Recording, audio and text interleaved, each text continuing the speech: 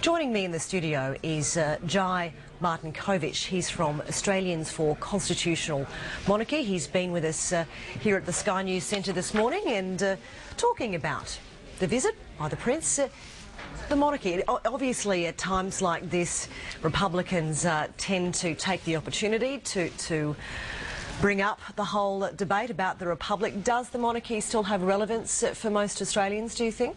Well, see, the only time that a debate like this can be sparked is when there's, controversy in the media over somebody coming. But I mean, it's not really the time to be bringing that up when the focus here is on his visit and the benefits that that's providing to our country. But certainly, people are able to bring up whatever points they would like to, and it's an interesting debate to know whether Australia would proceed forward. Why is the monarchy still relevant? The monarchy is still relevant because of the checks and balances that it provides. If we were to move across to a republic, and obviously Republicans haven't actually settled on a model that they would like to push forward, but whichever model they basically push forward on it's going to give more power to a single person. And that really doesn't provide any checks and balances over the system. It's not about the power that the Crown has, it's the power that it denies to others. And so you've got that check and balance there that really provides that stability that you wouldn't get under a Republican system of government.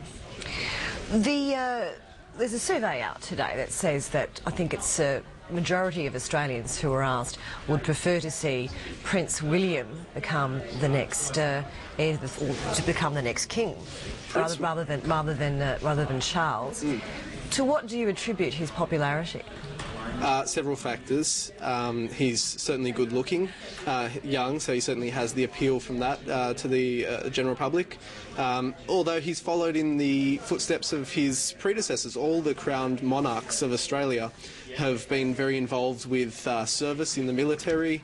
They've had strong, charitable outreaches. And he's followed in those footsteps, so it certainly makes him very attractive to the general public.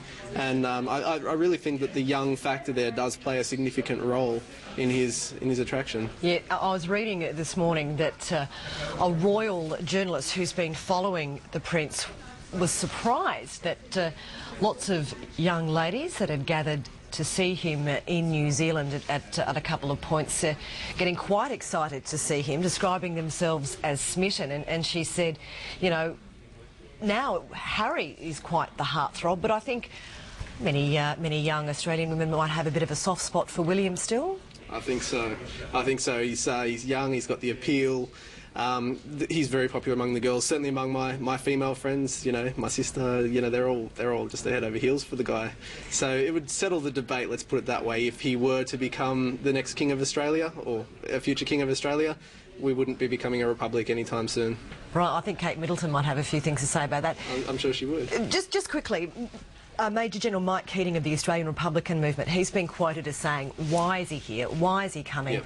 What can he learn about Australia in the 3 days that he's here? I think you have to start somewhere.